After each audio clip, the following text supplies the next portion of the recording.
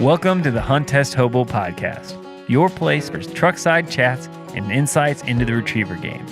Whether you're just getting started or you're a seasoned handler, this podcast is another resource for tips, tricks, and insights from both the amateurs and professional trainers' perspectives.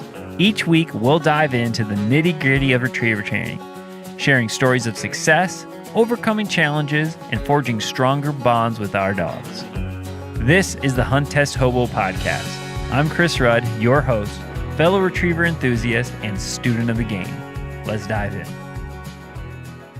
Welcome to another episode of the Hunt Test Hobo Podcast. Today, we're doing a bonus episode. Literally, I have had a lot going on with the whole breeding, winter giving birth to these pups, and I thought I would just replay, or not replay, because you can't see it visually, but recap. That is the proper word I'm looking for. Recap this entire last 3 days and kind of my breeding experience overall, because I know that there's a lot of folks out there that consider breeding, and it's just a story. I'm not giving any breeding advice. There's a lot better, or I shouldn't say better, because how do you define a better breeder? Maybe there are things that are better. I don't know, but there are more experienced breeders out there than me. This is my third litter with the same dog over and over. So this is just going to be a recap. But before we do the podcast, let's thank our sponsor, Purina Pro Plan, or I should say Purina, which I feed Purina Pro Plan, and also I feed the puppy formula to all the puppies that have whelped, that I have had the privilege to whelp. And they're awesome. And this episode is going to launch, I think, tomorrow. And then the next episode you guys will get, that's a normal episode, will be with Mr. Ray from Purina. So awesome episode. Super excited for you all to listen into that one. And before we do that, I have a little announcement / idea that I kind of want your opinions on, if you think it's a good idea or not. One of the things as an amateur that we all struggle with is creating hunt test-like environments. If you've ever been to your first hunt test, I'm sure your dog was nice and different when you walked up and you had the thing of, or you looked at your dog, you're like, who are you and what did you do with my calm, collected dog? And we've all went through that. And if you haven't yet, you will, with the more dogs you have and as they get more test-wise. So I had an idea, and I'm not sure, I think this will happen, but we have to get kind of enough people to do it to make it really effective, is I've been thinking about doing 2 amateur training days.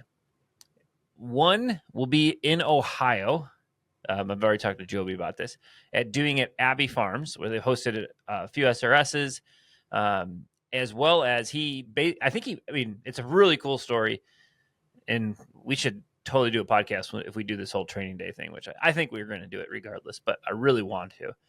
And he bought an old golf course and basically turned it into a wedding venue and dog training grounds. And if you ever been driving around looking at golf courses and looking at all the geese eating there, you think, man, that'd be a nice place to do a cheating single, or whatever, So Joby and I have been talking about it, and we're going to do on September 20th and 21st, we're going to do a pre-grand amateur training day. And the goal is to get 12 dogs. So message me if you're interested in doing this. Message me on Facebook or text me if you got my number. I already got 4 other amateurs lined up, so I think we have like 4 or 5 dogs set up. But if you are planning, and I'm trying to restrict this because I really want it to be about the grand, focusing and getting prepped for the grand. If you are going to run the fall grand or the spring grand coming up, and you are interested in doing a training day, we're all going to meet up at Joby's for 2 days. Joby has a fee it's really reasonable. I think we're going to do $25 per dog per day. And that just covers some of his hard costs that he has to do the to set the whole grounds up for dog training. I mean, he's already dug a few ponds, and it's a dent in the overall expenses that he has. But I really think it's going to be fun. So it's going to happen September 20th and 21st. It's going to be just amateur training day if you're getting ready for the Grand. And I think we're going to limit it. No, if you're running 3 to 5 dogs and you want to do this, just reach out and, if they're all running the Fall Grand, like we'll totally make that happen. But if you have like one dog that is ready to run the Fall Grand, you're going to sign up for the Fall Grand, which, if you're wondering, it opens in 2 days. So I'm watching that quite closely this time. The Grand opens. If you're going to run the Fall Grand and you have like another young developing dog and it's able to run finish level setups, you can bring that second dog too. But we really want this to be about the Grand and getting ready for the Grand. And so we're going to try to get 3 to 4 sets a day, and but really focus on what the dogs need and make it feel like a test environment. We're going to set up the tent, the whole 9 yards, and make it feel as close to the Grand. I'm planning to cook food and do all that. It should be a really good time. So I know Zach Patrick, who's been on the podcast and has a Hall of Fame dog, Jet, he's planning to come. I'm going to bring myself Winter and probably Autumn. I think by that point she'll be ready to run finish, so I'll be having her out there. Won't be running her at the Grand, but I think she's ready to run anything that we'll set up for that. And then Joby and my friend Bill so far are all signed up, and we're going to do it. So September 20th and 21st, it's in Bethel, Ohio, who's going to be one. And then I'm thinking I'm going to try to line something up closer to me here. I want to do the whole drive experience and get, that whole travel thing, make it feel like we're going to be somewhere else, which is why I kind of wanted to pick somewhere that was like 4 or 5 hours for me. And kind of I felt like, hey, there's enough people kind of in that Ohio, Tennessee area that can, I don't know how far it is from Tennessee, but Kentucky, I don't know. We'll figure it out. Just if you want to come. And it's going to feel like a test. We're going to make it feel like a test. We're going to have people sitting in the judges' chairs with judges' books. We'll all be dressed in camo, doing the whole 9 yards.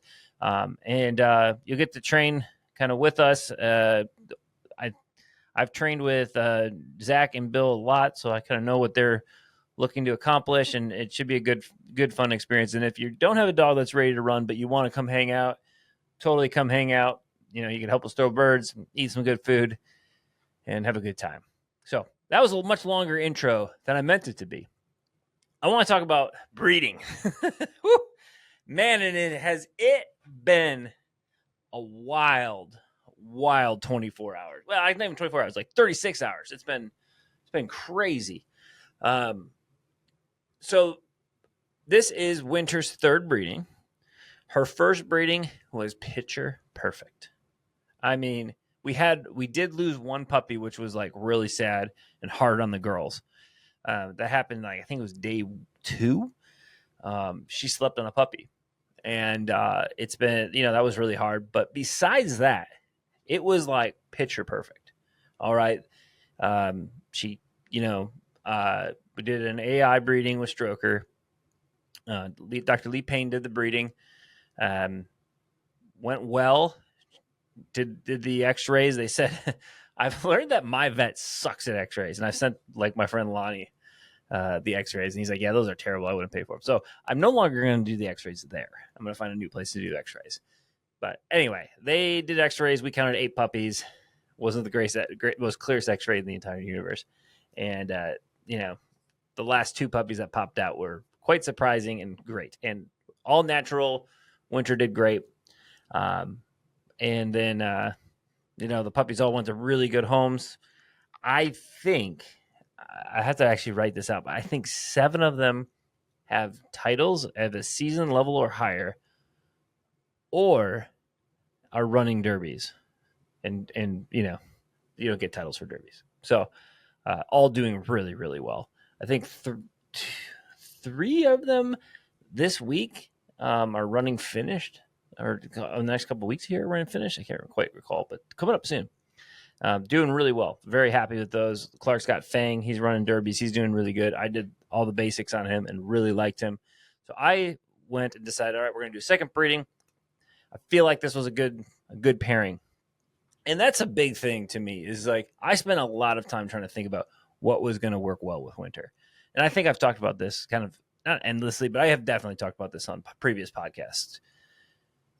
Like watching Stroker, seeing his temperament, seeing the way he thinks, knowing Winter is an extremely naturally talented marking dog, wants to work with you in blinds, but also could just use a little bit more brains. I just want to be honest. Like she's a smart dog, but Stroker is another level of intelligence. Everything that I've seen from that dude line has produced very intelligent, smart thinking dogs that can work their way out of a bad situation, which Winter is either like she's a pennant or it's a complete explosion. Obviously she can hunt, but like if she's like completely doesn't know where it is, she doesn't necessarily have the best like natural instincts to work something out. Part of that could be my training, my inexperience with her when she was younger, and teaching her how to work through those and giving her like the time in certain situations to let her figure it out. I am definitely doing things different than I did when I first started training her. But that was something that I was like, I need a little bit more brains. And when I was talking to Clark, he's like, and Stroker needs to be bred to a dog that's really, really strong. And he said a fire-breathing dragon. I don't know. I don't really call my dog a fire-breathing dragon, but yeah, she likes to go and she likes to go fast. But she's very controllable and very biddable. I don't think intelligence and biddability are exactly the same. I think they're definitely in that same spectrum. She's a very biddable dog, but wants to work hard. Sometimes she's dumb as a box of rocks in certain situations. That's all I'll say about it. So I knew this pairing, I was hoping this pairing would produce what I wanted. And I think that's an important part of this. I did the breeding because I wanted to see this first breeding because I felt like on paper and knowing those two dogs and watching those two dogs a lot, and Clark training Winter for, I think it was 2.5 months or something like that. We both felt like, hey, this has got a shot to be really nice. It could be a really good pairing. So doing the first one and me training Clark's dog was me to see, is this what I want? Is this what I want to produce? And after all the feedback from everybody that had the dogs, there is one dog that struggled a lot with retrieving desire. And I did see that same thing with another one in the second litter, but now she's a retrieving machine. And what I hear about one of the dogs that Clark, Lyle, and Lewis have, Lewis is doing all the basics at Castile Creek. And the dog actually got third in his first or second derby up in Minnesota, at Hinckley, Minnesota, in a pretty big derby. I think somebody told me there's 126 points in the dogs that ran it, and he got third in the first. It was a double derby. He got third in the first derby, and he finished the second, which is like incredible for a young dog. I think he was 17 months old at the time. Really, so I felt like, hey, I produced what I wanted. So I wanted to keep one. I wanted to keep a black female. That's what I wanted. And Winter had 10 puppies. She had, some nice black ones in there. And I was like, I want a black dog. I want a black female. Well, we do the second breeding, and it was nothing like the first. It was like super stressful and super hard. And here's what happened. So Winter, at her due date, her water broke. And she discharged a lot of green gunk. And they talk about that as that's not good. All right. You want that their water can break with a little bit of the green stuff. But if you get a lot of it, that typically means during that whole birthing process, one of the puppies is not doing well, is in distress, is typically what that means. And so I called Lonnie, who's a mentor of mine from in the breeding space. And he said, yeah, you probably need to go take her in. So, and at this point, I called him at like 9:30 at night. I remember being like, do I even wake him up for this? I felt like, oh, I'm not going to really wake him up, but it's kind of inconvenient. But I'm like, you know what? I'm just going to call him. So I called him, and I might be off by a few hours, but it was late. And he said, yeah, you probably need to take her in. So I drive her to VCA, which is our emergency vet here in the area. And I walk in, felt like forever for them to check us in. And they kept asking me, is she having contractions? And I was like, I can't tell. Because the first litter, like, they just came out. And honestly, I think now I actually know what to look for. But it took me until the second litter to really even realize what a contraction is. And my wife said, well, you're an idiot. You know, this is what a contraction looks like. You know, well, she's had 2 kids. So two kids all natural. Like, proud of her. So anyhow, I was like, yeah, I don't know. I don't know if she's having contractions. And so they watched her for a little bit. They're like, yeah, she's not having hardly any contractions. So they, you know, gave her oxytocin and induced her. And I think they had to give her like 6 or 7, like different like injections of this thing or however they apply it. Like they took her away. I never saw it. But she had 1 dog. Then she had another. Then she had another. And then she had 1 more. But this was all night. And I'm literally, like, I'll never forget this. I'm sleeping on a hard, like, concrete floor that's like got like that painted rough crap on it. And they literally just brought me a few blankets because I just rushed there thinking like my dog's going to die. And here's the thing that really stressed me out. They're like, if she needs a C-section in the middle of the night, it's $9,000. And I went, holy cow. And at this point, we had done an X-ray, and there's only 5 puppies. Like you should, in my opinion, and most breeders say, you know, a couple days before the breeding, or sorry, not before the breeding, before the puppies are born, get an X-ray so you know how many you have. So this is the second breed. So we have 4 puppies that take like flipping all night. Like Winter's first breeding, like every 20 minutes, like a puppy popped out, pow, pow, pow, pow, pow, and we were done. It was awesome. It was so easy. I didn't have to do jack. It was great. Well, for whatever reason, it took her forever to have them in the second. I don't know what is different. She was only 4 at the time, 3 or 4. I can't remember if she was 3 or 4 at the time when she had her second litter. And man, like it took forever. And it was hard on her. Like being induced was hard on her. And the last dog, because we knew we had 5, the last dog wouldn't come out. And we're like, all right, what do we do? And at this point, I'm like, oh my gosh, I'm going to have to pay $9,000 to have them bring everybody into the hospital, the veterinary hospital, and do this and do the C-section. And I was like, holy cow, there goes any sort of profit that I'm going to have for this breeding.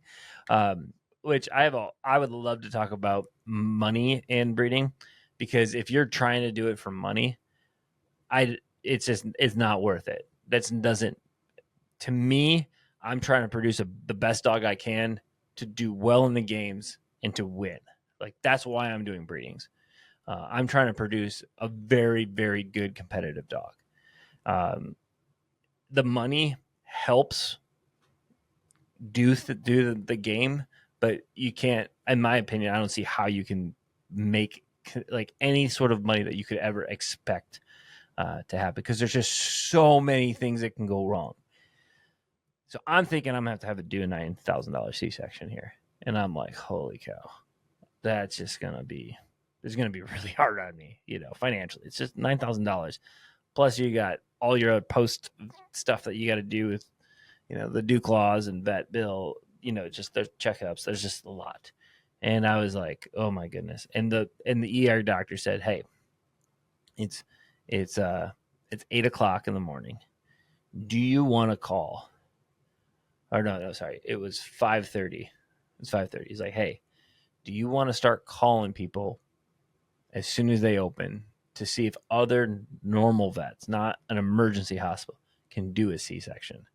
Because they were still going to charge like $400 to $4,500 at this hospital for a C-section. I was like, dude, that's still like crazy high.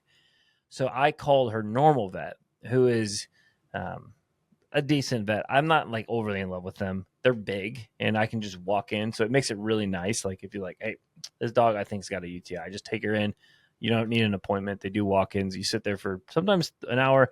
Most of the time, if you go there like bright and early, like right when it opens, you can go at 6:30. Boom, they get you out.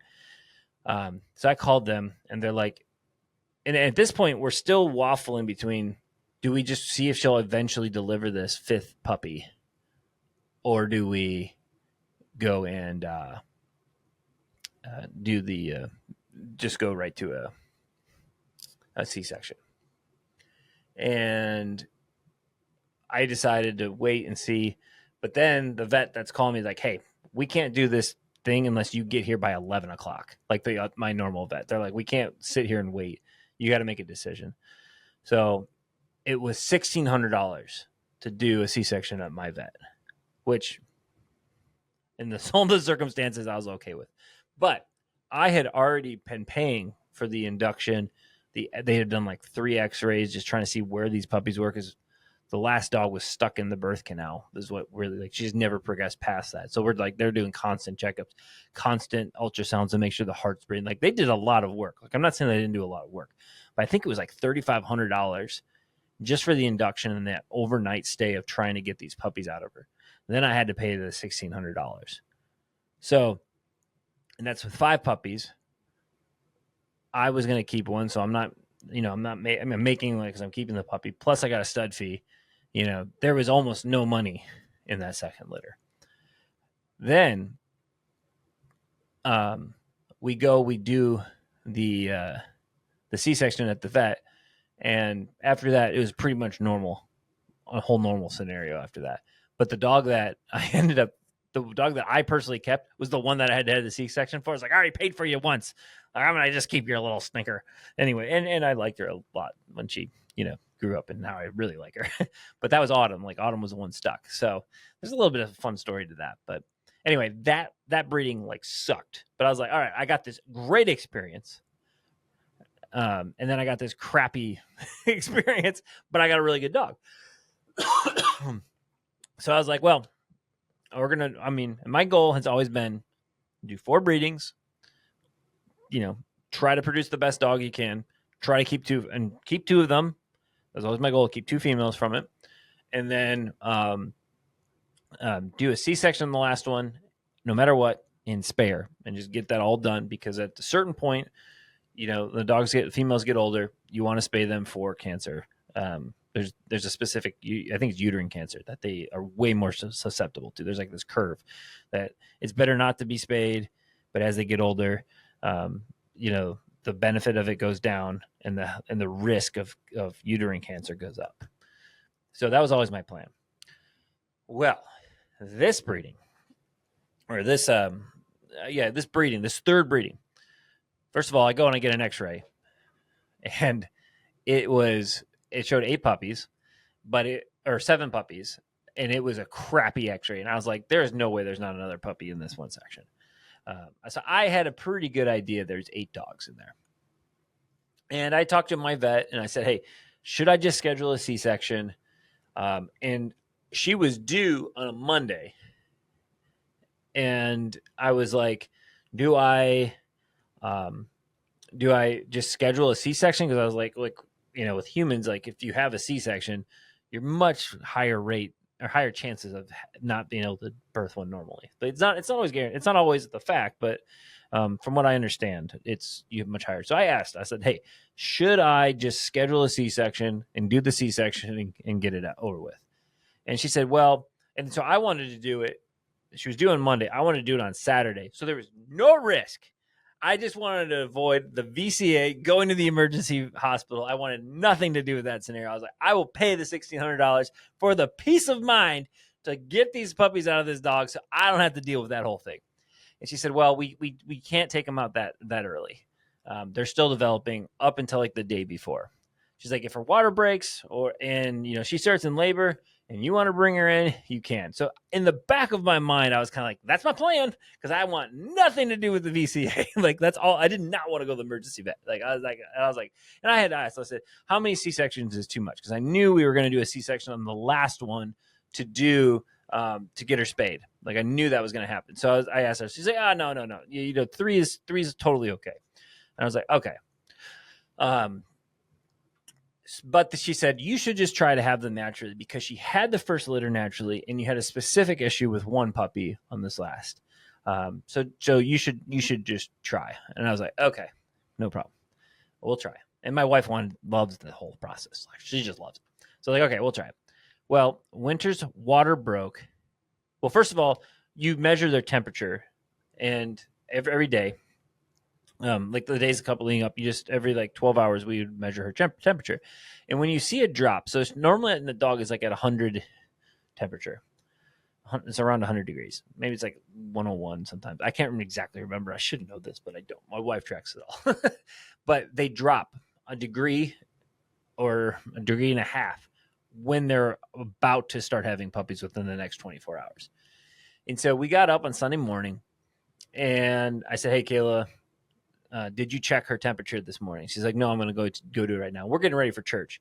And it was actually kind of one of those things where my wife is the children's administrator director, and somebody was sick, so I was going to fill in and go do we meet at a school and we have gym duty ahead before and after, so I was going to go do gym duty, but I was like, I just had a bad feeling about leaving Winter at this point. I was like, yeah, this is closer, and she started to do the panting, like, so they start panting, right, a couple, for us, it's been like 12 hours before she actually has puppies. She starts panting really heavily, which is a sign that you're coming in. And so we checked her temperature. Of course, she dropped in a degree, and I was like, Kayla, I can't go. I have to sit here with her. So I stayed back from church and waited. And my wife and the girls got back from church at 1:00, and literally when they walked in the door, Winter's water broke, and it was clear. There was a tiny bit of green stuff, but nothing like the first time. Like nothing. It was hardly, and I was like, okay, this is what it was like the first breeding. Let's just see how it goes. And if you Google stuff, which is so hard because that's all you got a lot of times. If you Google it, it says your dog should start having puppies within 2 hours of their water breaking. And I was like, all right, here we go. So my wife, like I said, she loves it. She sets up her little place. She sits in her chair and she reads her books and drinks her coffee. And Winter's in the Whelping bed and all that. And I can't sit there. I can't stand it. It's just terrible. So I'm like, I'm mowing the lawn. So, of course, I go out. I'm mowing the lawn. But I put my earbuds in so I could hear her texting me. And literally 4 hours went by. And I was like 2 hours. I'm like, crap. And now I'm calling. It's like, at this point, I think it's like 4:30 or something. So I'm calling all the vets being like, can you get me in for a C-section? Because I did not want to get stuck at the VCA having that $9,000 C-section. So we called VCA because nobody else can do it. I was like, can you guys do this if I have to have it? Like, do we have to go through this whole induction thing again? They're like, yeah, we can get them in. And I said, all right. I said, we'll wait 30 more minutes. We'll start packing. So literally we start packing. No. My wife starts packing and I'm like, I'm going to finish mowing the lawn because I was so frustrated. So I'm mowing and I literally turn off the mower. And I ran out of gas. That's what happened. I ran out of gas, and so I'm walking to my garage to get gas. And she texts me, or she calls me. She's like, "Puppy number 1, black female." And I was like, "My black female finally came, only a litter late." So and for those who don't know, Autumn's a fox red. So anyway, I really wanted the black one. I had no black females in the second litter. So like, oh, there she is. Anyway, I was like, all right, great. We're doing good. I was like, so now I'm thinking these puppies are going to start coming. Well, no, that's not what happened. I have to look at the sheet because we track all this, but either she had another puppy 20 minutes after that, or it was 2 hours and 30 minutes after. I think it was the 2 hours and 30 minutes. And so now I'm like, crap, we're right back to where we were, thinking like, all right, but our vet told us, when I asked this question, I said, how long do we wait between puppies? She's like, if mom doesn't look in stress, 4 to 5 hours, doesn't matter. Mom is not in stress, just let her do her thing. 2.5 hours later, she has another puppy. Then a half hour later, then I think she had another puppy. Then it spread out. There was no puppy that came within an hour and a half. It was just like forever. But she goes through the whole process, and my wife sat in there most time. I relieved her for like a patch of like 4 hours when 3 puppies came, and then I went back to sleep. And I woke up in the morning, and we had 8 puppies. And so I sat. Now this was like at 4 a.m. I think the last of the 8 puppies was born. And I sat there and was like, well, I'm gonna get a surprise, a ninth puppy, and nothing came. So great. Woohoo! All natural at the house. Didn't cost me a dime. Feeling great. Winter was a champ. All good. Next day goes normal. Puppies all gained weight, which is a big sign. Felt good about stuff. Puppies are doing good. Mama's doing great. The first litter, she had instincts, but like she didn't know how long to wait. Like it wasn't a great first mama experience. We really had to help her figure out what to do, like how much to feed and stuff. But now, man, she's just like, we just leave the door open and she does her thing. She leaks everywhere, which is super annoying, but I'm glad I'm like, my house is 99% hardwood, and we just walk behind her with the Swiffer, the whole time. Anyhow, last night, so this would be like 36 hours 36 hours or so from the last puppy was delivered. We're sitting there in the whelping room. I have a little like cot in there so we can sleep in there if we want to, when like during the whole, birthing process, we wanted to relax between puppies. We're sitting on there, getting ready to watch, and my wife made a comment. She's like, she still hasn't stopped panting. Like she's still panting, and which isn't really normal for that long. And so we take her temperature every 12 hours, and it was high. It was like 102, 103. But when we tracked that with the other litters, that was pretty consistent with her temperature. But when we checked her last night, it was 106. And we were like, oh, crap. So then I'm like, I'm going back to the VCA. I'm going to emergency vet. So at like 10:30, I drive back over there, and I'm so angry. I was not I was a fine person, but I did not feel love to anybody. I was so mad. I was like, God darn it, there's a puppy stuck in her. We didn't get them all, and I just had all these worst case scenarios. We're still going to have to do this stupid C-section for $90,000. I was not happy. Anyway, we go, and we get in there. They take her temperature. They're like, oh, it's 103. We're like, what? They're like, yeah, we can't. And they're checking they're checking her and everything. And this was after like 3 hours, okay, because it just takes forever to do anything. They're like, no, I mean, our temperature is high, but and at this point you're thinking like, I don't want you to do anything more, because anything in the emergency vet is like 3 to 4 times the cost. And we already had dew claw removal, mama checkup meeting at 8 a.m. at my normal vet. And I'm like, I don't want you guys to do like anything. And he's like checking. I'm like, if she's not like, is she in distress or not? They're like, well, she is panting hard and her temperature's too high. It is high, but it's not like crazy. It's high. Like it's definitely not good high. Like she's sick with something.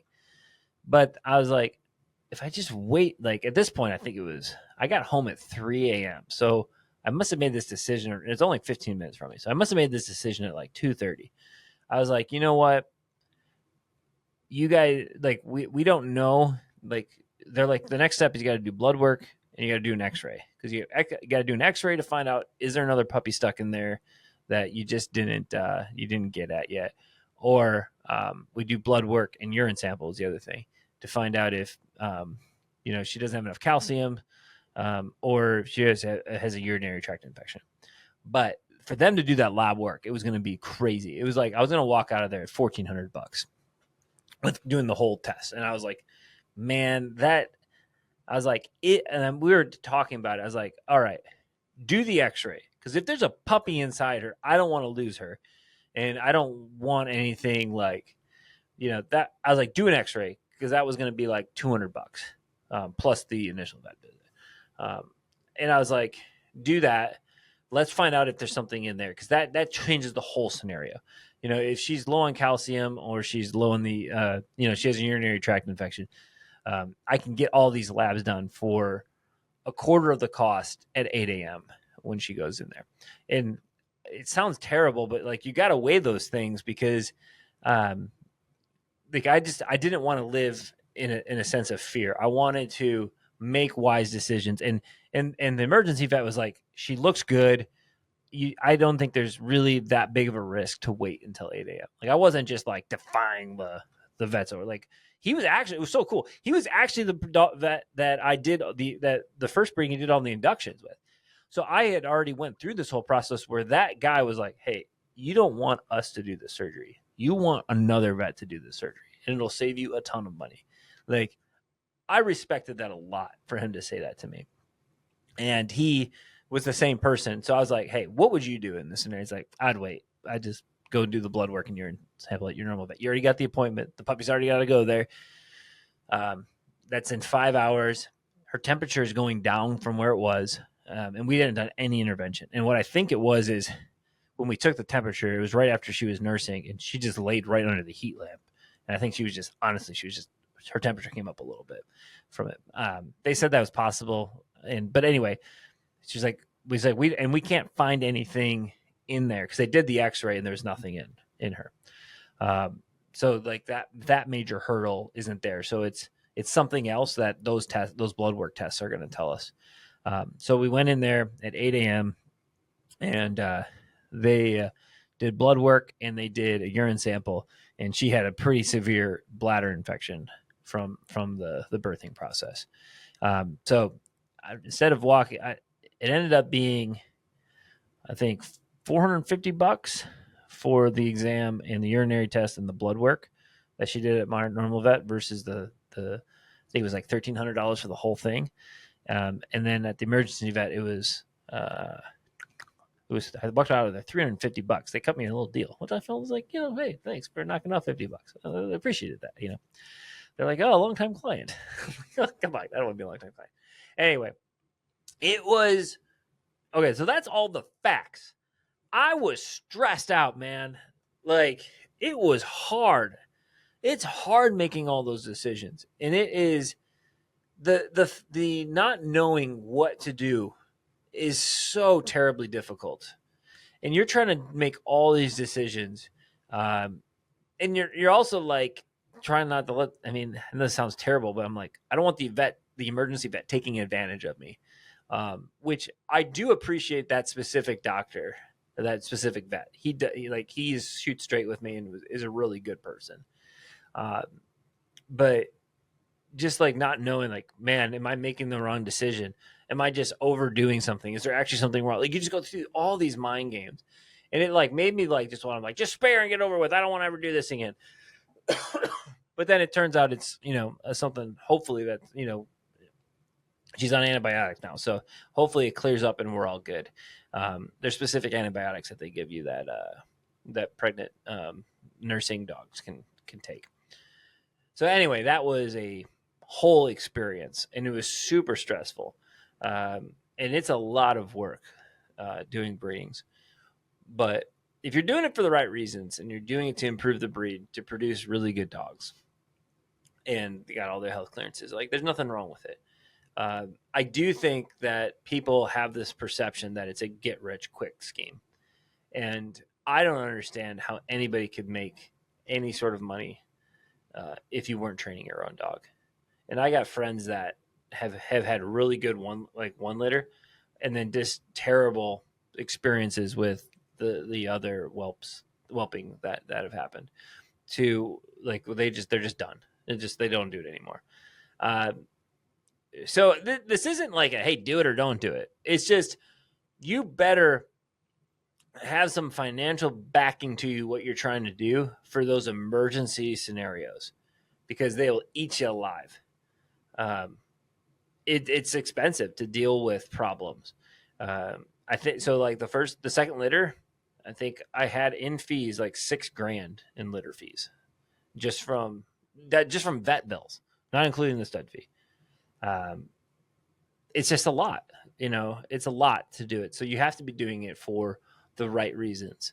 I want to produce dogs that people want, love, and can compete and do well with. And that's my objective.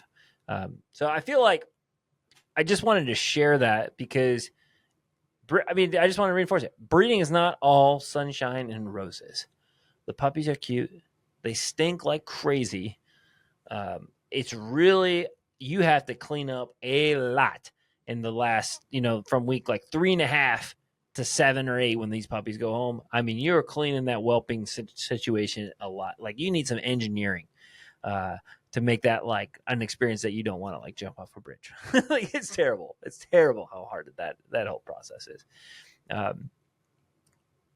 We have definitely gotten better. The second litter was way better. But first one, I was like, what? I remember looking at Kayla while we were cleaning up stuff. Like, what did we do to ourselves? This is terrible. But the puppies go home with the owners, and then you get the reports. It's great. So anyway, this is a bonus episode. I just felt like people would want to hear this, hear the story. Gives you guys another thing to listen to while you're driving to go training. And if you got any questions, you can reach out to me. I'm by no means an expert, but I can share with you kind of the things that have happened to us and the decisions we made. And if you guys know of any great breeders out there that have been doing it a lot, I would love to have them on. I wanted to invite a few people that I know well, and they've all declined. So, shame on them.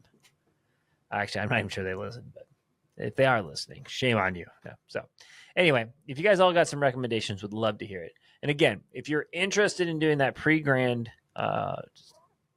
training day, hit me up, and we'll see if we can get you on the list. So it's going to be $25 a day per dog. Just with that. And then I think we're going to ask everybody to bring 3 ducks per day. And I'm going to try to get ducks so like people can just buy them or something. But anyway, so it's not free, but it's pretty stinking cheap. And I'm not making nothing on it. It's just, I feel like it'd be fun. Like all get together and just do a fake hunt test. It'd be fun. And get some real work done before the grand. So if that's something that you're interested in and you want to do it, hit me up and we'll do it. Thanks for listening. And everybody, enjoy your week.